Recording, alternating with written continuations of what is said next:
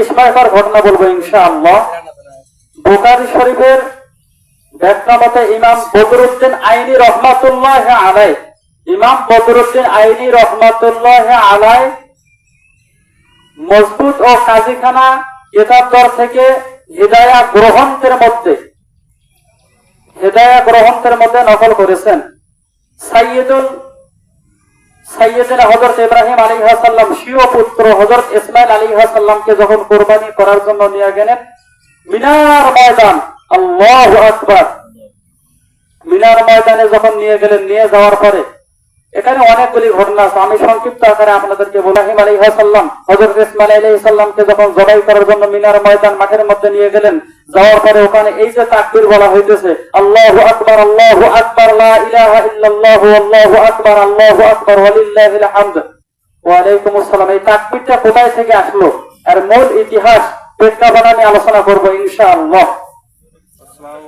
তারপরে তাহলে ইব্রাহিম আলাইহিস সালাম ইসমাঈল আলাইহিস সালামকে যখন জবাই করার জন্য উনি পুরো ব্যবস্থাপনা নিলেন, ব্যবস্থাপনা নেওয়ার পরে এইবার সময় হইতে এবার কি প্রস্তুতি নিলেন দেখেন, আল্লাহু আকবার, যখন কার্যকলাপ শুরু করার সময় তাই হযরত জিবরাইল আলাইহিস সালাম আকাশ থেকে উচ্চ স্বরে উনি তাকবীর দিতে থাকলেন, অর্থাৎ আল্লাহু আকবার দুইটি শব্দ বলেছেন।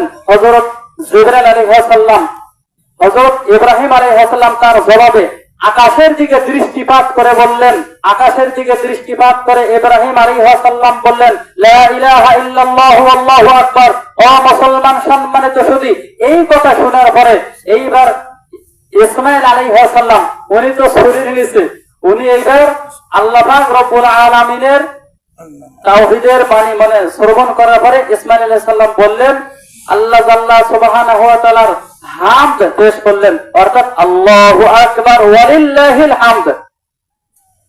এই তাকবীরে তাশরিক তিনজনকার মাধ্যমে আসছে, হযরত ফেরেশতা জিবরাইল আলাইহিস সালাম, হযরত ইব্রাহিম আলাইহিস সালাম স্বীয় পুত্র ইসমাঈল আলাইহিস সালামের বাবা, এবং ইসমাঈল আলাইহিস সালাম বলছেন আল্লাহু আকবার ওয়ালিল্লাহিল হামদ। এই সেই তাকবীরে তাশরিকের বিস্ময়কর একটি ঘটনা আমরা পরিষ্কার ভাষায় জানতে পারলাম, বুঝতে পারলাম।